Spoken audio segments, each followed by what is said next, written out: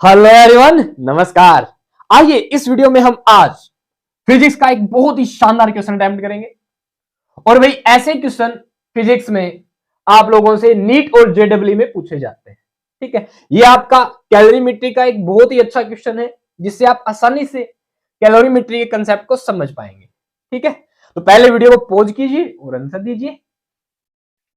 Pose, ये किया मैंने pose and I started answer. Copy में अच्छे से आंसर निकालिएगा क्या है भाई। और हाँ, आप इस क्वेश्चन से पहले जो पहले वाली वीडियो है चैनल पे अपलोड कर रखी है उसको देख लीजिए, ठीक है, ताकि आपको कैलोरीमेट्री का कंसेप्ट समझ में आ जाए, फिर आप उसको और आसानी से निकाल लेंगे। तो कैलोरीमेट्री का प्रिंसिपल क्या होता है भाई? Simple, heat loss is equal to heat gain. अब ध्यान दीजिएगा, ये कहानी अगेन सराउंडिंग के टेम्परेचर के रिस्पेक्ट में होती है। हमारा जो बाहर का तापमान है ये आपको पता होना चाहिए, अप्रोक्सीमेट हम 25 डिग्री सेल्सियस और हम कह सकते हैं 298 केल्विन मानकर चलते हैं। ठीक है, ओके, ये सराउंडिंग टेम्परेचर या रूम टेम्परेचर बोलेंगे आप। अब अगर कोई भी तापमान, किसी भी कोई भी ऑब्जेक्ट जिसका टेम्परेचर इससे कम है, मान लिया मैंने बोल दिया भाई कितना, 10 डिग्री सेल्सियस बोल दिया, तो 25 डिग्री सेल्सियस से क्या हो गया, कम। तो ये वाला जो ऑब्जेक्ट जिसका टेम्परेचर, कोई भी ऑब्जेक्ट मान लो, एनी ऑब्जेक्ट, कोई भी वस्तु जिसका तापमान 25 डिग्री से क्या है, सेल्सियस से क्या है, कम, तो क्या करेगा, सराउंडिंग से हीट लेगा। तो ये जो हीट गेन है ये कौन करेगा? वो ऑब्जेक्ट जिसका तापमान इससे क्या हो, कम, सराउंडिंग के टेम्परेचर से क्या हो, कम हो। ठीक है, वो वाला ऑब्जेक्ट हीट गेन करेगा। हीट लॉस कौन करेगा भाई? जिसका टेम्परेचर, मान लीजिए मैंने बोल दिया भाई क्या, जैसे यहां पे इसमें है क्या, 100 डिग्री सेल्सियस। अब कोई चीज 100 डिग्री सेल्सियस पे है, सराउंडिंग टेम्परेचर कितना है, 25 डिग्री सेल्सियस, तो ये वाला ऑब्जेक्ट क्या करेगा भाई, हीट लॉस। तो हीट लॉस ये करेगा और हीट गेन करेगा ऐसा।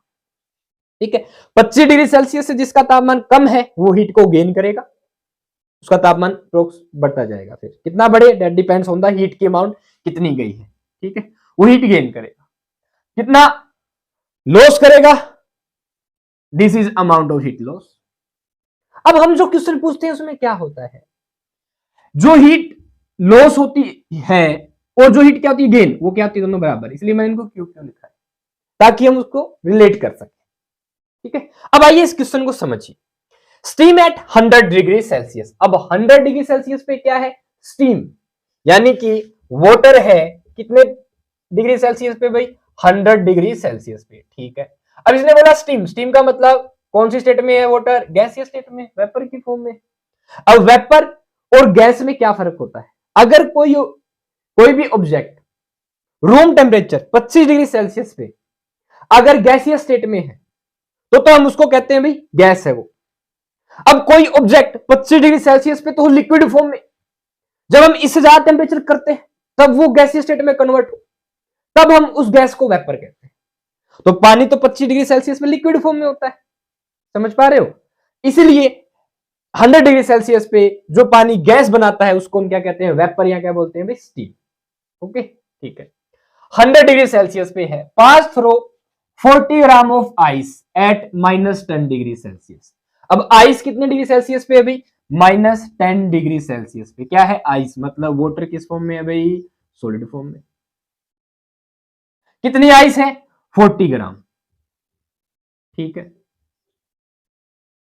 टिल टेम्परेचर ऑफ मिक्सचर, अच्छा स्टीम पास कर दी इतने आइस से एट -10 डिग्री सेल्सियस पे, till temperature of mixture become. अब स्टीम पास की है इतनी आइस से, तो भाई जो स्टीम पास की है वो एक प्रकार से क्या है, वाटरी तो है, गैसीय स्टेट में है, कोई बात नहीं। अब इस स्टीम का टेम्परेचर क्या हो जाता है, कम, कितना हो जाता है भाई, तो ये मिक्स हो जाती है इसमें पानी सॉलिड के साथ, और क्या कहता है, मिक्सचर बन जाता है, दोनों का क्या बन गया, मिक्सचर। ठीक है, फाइंड कितने डिग्री सेल्सियस पे बता दिया, तो दोनों को मिला देते हैं तो भाई टोटल मिक्सचर 80 डिग्री सेल्सियस पे आ जाता है। मतलब जो वाटर स्टीम थी 100 डिग्री सेल्सियस पे, वो किसमें कन्वर्ट हो चुकी है भाई, 80 डिग्री सेल्सियस पे। एक कहानी तो ये हो गई। ठीक है, यानी 100 डिग्री सेल्सियस पे जो स्टीम है वाटर किस फॉर्म में है, गैसीय स्टेट में, वो कन्वर्ट हो गई किसमें, 80 डिग्री सेल्सियस में।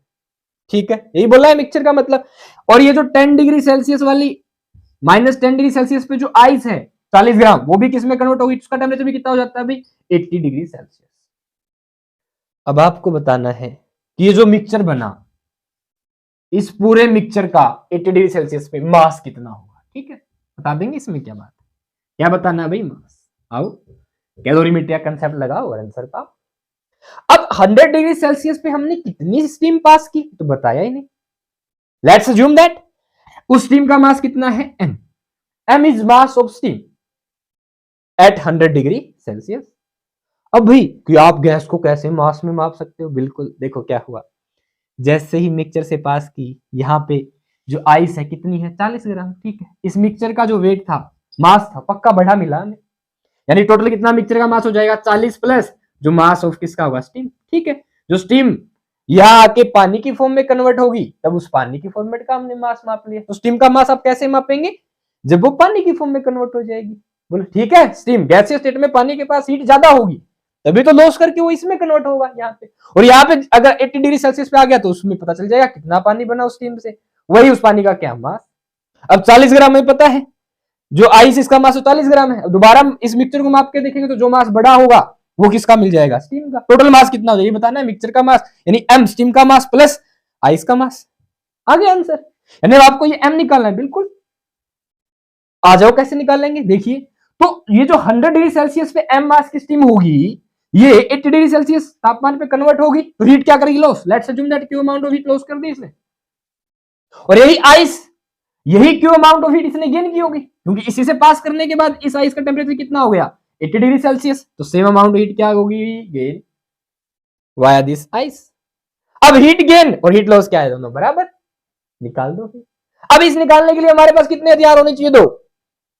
एक तो भाई क्या, लेटेंट हीट ऑफ वेपोराइजेशन, क्यों, क्योंकि हीट यहां वाटर गैसीय स्टेट में है, तो पहले वाटर किस में कन्वर्ट होगा, वाटर इन लिक्विड स्टेट। और इस वाटर गैस में 100 डिग्री सेल्सियस पे है स्टीम, तो बिना स्टेट चेंज किए लेटेंट हीट ऑफ आपको क्या देनी पड़ेगी, वेपोराइजेशन 100 डिग्री सेल्सियस पे। तो 100 डिग्री सेल्सियस पे जो स्टीम है वो 100 डिग्री सेल्सियस लिक्विड में कन्वर्ट होगी, तो लेटेंट हीट ऑफ क्या यूज होगी, वेपोराइजेशन। उल्टा करते हैं क्या, मान लो मैं कह दूं 100 डिग्री सेल्सियस पे पानी है, इसको बदलना हो किसमें, 100 डिग्री सेल्सियस गैस में, तो जितनी अमाउंट ऑफ हीट देनी पड़ती है वो क्या थी, लेटेंट हीट ऑफ वेपोराइजेशन। अब उतनी अमाउंट ऑफ हीट क्या हो जाएगी, रिलीज। समझ पा रहे हो, हम देने के हिसाब से निकाल लेंगे और हमें मिलेगी, पता चल जाएगा। देखो कितना है, m मास है, ठीक है, लेटेंट हीट ऑफ वेपोराइजेशन कितनी होती है भाई, 540 कैलोरी पर ग्राम, m ग्राम मान लिया मैंने, इनटू में 540, आंसर किस में आ जाएगा, कैलोरी में। ठीक है, 1 ग्राम के लिए 540 कैलोरी होती है, कौन, लेटेंट हीट ऑफ वेपोराइजेशन। तो अगर 100 डिग्री सेल्सियस में लिक्विड होता तो हमें इतनी हीट देनी पड़ती है, ये 100 डिग्री सेल्सियस गैस में कन्वर्ट हो जाता, m इंटू में 540 कैलोरी। समझ आ रहा है, ठीक है। अब पानी आ गया लिक्विड स्टेट में, तो क्या करेंगे, पानी को 80 डिग्री सेल्सियस में कन्वर्ट करेंगे, कितनी हीट देनी पड़ेगी। अब टेम्परेचर चेंज करने वाले में कौन सी हीट आती है, स्पेसिफिक हीट कैपेसिटी। क्या फॉर्मूला आता है भाई, जितना मास हो m into specific heat capacity into में डेल्टा टी, बोला है कि नहीं, ठीक है। ये अमाउंट ऑफ हीट क्या होगी, हमें देनी पड़ती, अगर 80 डिग्री सेल्सियस में किसमें कन्वर्ट करता, 100 डिग्री सेल्सियस में। अब 100 डिग्री सेल्सियस से 80 डिग्री सेल्सियस में कन्वर्ट हो रहा है, तो हमें हीट मिलेगी, बोलो है कि नहीं, बताओ कितनी मिलेगी, m इंटू एस इंटू में डेल्टा टी, m मास पता ही नहीं है हमें कितना है, स्टीम का मास अभी निकालना है हमें। एस क्या, स्पेसिफिक कैपेसिटी किसकी भाई, लिक्विड की फॉर्म, लिक्विड की स्पेसिफिक कैपेसिटी कितनी होती है, 1 कैलोरी पर ग्राम। वाटर अगर लिक्विड स्टेट में तो स्पेसिफिक कैपेसिटी कितनी होती है वाटर की, 1 कैलोरी पर ग्राम, तो 1 कैलोरी पर ग्राम पर डिग्री सेल्सियस है, पर केल्विन इनवर्स, ठीक है। Delta T temperature change, 100 degree Celsius से कितने में आ गया पानी। अब ये भी पता होना चाहिए कि 100 डिग्री 80 डिग्री सेल्सियस से पानी किस स्टेट में होता है, लिक्विड स्टेट में, इसलिए हुआ है ये। तो अब क्या कर रहे हैं हम, टेम्परेचर को क्या कर रहे हैं भाई, चेंज कर रहे हैं। तो 100 डिग्री सेल्सियस कितना हो जाएगा, 80 डिग्री सेल्सियस, कितना 20 का डिफरेंस आ गया, इनटू में क्या 20, तो क्या है आंसर भाई 20 m कैलोरी। यानी ओवरऑल 100 डिग्री सेल्सियस पे कौन है, गैस, और वो कन्वर्ट होती है 80 डिग्री सेल्सियस लिक्विड में, तो कितनी हीट क्या होगी release, 20 m calorie and 540 m calorie, दोनों को जोड़ दो, टोटल कितना हो गया 560 कैलोरी। कितनी होगी भाई 560 m कैलोरी में निकाला, ठीक है। अब ये क्या होगी, heat loss, heat gain. Ice कितने डिग्री सेल्सियस पे है, -10 डिग्री सेल्सियस पे, 40 ग्राम आइस है, ठीक। अब बताओ पहले आइस का टेम्परेचर -10 डिग्री सेल्सियस से आइस को किस में लेके चलेंगे हम, 0 डिग्री सेल्सियस आइस में। फिर 0 डिग्री सेल्सियस आइस को कन्वर्ट करेंगे किसमें, 0 डिग्री सेल्सियस वाटर में। फिर 0 डिग्री सेल्सियस वाटर को कन्वर्ट करेंगे किसमें, 80 डिग्री सेल्सियस वाटर में। 3 स्टेप होंगे, निकालो भाई 3 step.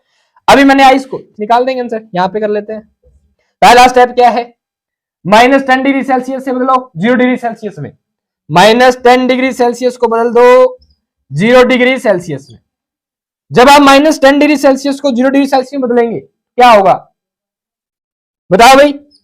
MS delta T use करेंगे आप टेम्परेचर बदलने के लिए, जब भी आप हीट निकाल लें एमएस डेल्टा टी से। स्टेट बदलने के लिए जब भी आप क्या हीट निकाल लें, latent heat of fusion into में मास। अगर सॉलिड लिक्विड में कन्वर्ट हो रहा हो तो, लिक्विड वेपर में कन्वर्ट हो रहा हो तो मास इनटू में latent heat of vaporisation, simple. तो एमएस डेल्टा टी, एम कितना मास है 40 ग्राम, एस स्पेसिफिक कैपेसिटी कितनी है भाई, आईसी कितनी होती है स्पेसिफिक कैपेसिटी, ध्यान रखना हाफ कैलोरी पर ग्राम होती है भाई पर डिग्री सेल्सियस। डेल्टा टी -10 से कितना करना है 0, कितना हो गया भाई 10, डेल्टा टी डिफरेंस 0 -10 करो 10 आ गया, कितना आ गया आंसर 20, 40, ठीक है हाँ, तो 200 हो गया कैलोरी। ओके, पहले स्टेप में। अब 0 डिग्री सेल्सियस से हमें आइस को कन्वर्ट करना है 0 डिग्री सेल्सियस लिक्विड में, क्या होगा, लेटेंट हीट ऑफ फ्यूजन इस्तेमाल करेंगे। कितनी मास कितना है again 40 gram, latent heat of fusion कितनी होती है 80 ग्राम, 80 कैलोरी पर ग्राम, 8 चौक 32, कितना आ गया भाई 3200 कैलोरी। अब ये बात बताओ मुझे छोटी सी, ये 80 कैलोरी पर ग्राम नहीं पता है तो पहली वाली वीडियो देख लीजिए, ठीक है। अब 80 कैलोरी पे आ गए हम, बोलो है कि नहीं भाई। तीसरे स्टेप में क्या करना है हमें, और तापमान कितना हो गया हमारे पास, इतनी हीट खर्च करने के बाद हम वाटर को ले आए हैं 0 डिग्री सेल्सियस पे, वाटर आ गया 0 डिग्री सेल्सियस पे लिक्विड स्टेट में, 200 प्लस 3200 3400 जूल में, ठीक है। अगेन अब हमारे पास वाटर किसमें है भाई 0 डिग्री सेल्सियस पे लिक्विड स्टेट में है, तो इसको कन्वर्ट करना है 80 डिग्री सेल्सियस पे लिक्विड स्टेट में, तो क्या होगा अगेन टेम्परेचर चेंज करना पड़ेगा, एमएस डेल्टा टी लगाओ, मास कितना है 40 ग्राम लिक्विड है, क्यों जितनी आइस है वही 40 ग्राम पिघली होगी, बिल्कुल पानी बनाएगी। स्पेसिफिक कैपेसिटी वाटर के लिए कितनी होती है भाई 1 कैलोरी पर ग्राम, आइस के लिए कितनी होती है हाफ कैलोरी पर ग्राम, इनटू में delta T change in temperature कितना होगा, 0 से कितना करना 80, तो 80 माइनस 0 कितना हो गया 80 हो गया, 8 चौक 32, अगेन ये भी 32 आ गया, क्या सिंक्रोनी होगी ना इसमें 3200 कैलोरी, ये ध्यान रखना। तो 3 स्टेप में हीट क्या हुई है गेन, और 2 स्टेप में क्या हुई है भाई लॉस, और दोनों क्या है बराबर, बराबर रख दो भाई दोनों को, कितने हो गए 3200 और 3200, 6400 और 200 6600, यानी 6600 कैलोरी आइस को क्या है मिली है, और 560 एम रिलीज हुई है, दोनों क्या है बराबर, बराबर रख दिए हमने, तभी तो मिक्सचर का टेम्परेचर 80 डिग्री सेल्सियस हो गया ना दोनों का, मिले टेम्परेचर कितना हो गया 80 डिग्री सेल्सियस। हल कर दो, मास 10 से 10 कैंसिल, भाग में कितना हो गया 56, 56 से सीधा काट दो, दो को काट 56 से सीधे काट दो, 56 एकम 56, कितने बच गए 10 0, 100 बच गया, ठीक है 56 एकम 56, कितने बच गए 44, 440 पॉइंट आ गया, 440 को भाग करो 56 से, 5 अट्ठे 40, 400 और 6 48 ज्यादा हो गया, 8 पे अप्रोक्सीमेट 7.9 के आसपास जाएगा, मैंने 8 मान लिया, तो कितना हो गया भाई mass m is equal to 11.8 gram approximate. तो यानी स्टीम हमारे पास कितनी थी 11.8 ग्राम, ठीक है। आंसर देखते हैं भाई, तो 11.8 ग्राम तो ये, और 40 ये कितना हो गया 51.8 ग्राम, तो आंसर कितना हो गया, टोटल मिक्सचर का मास कितना आ गया 51.8 ग्राम।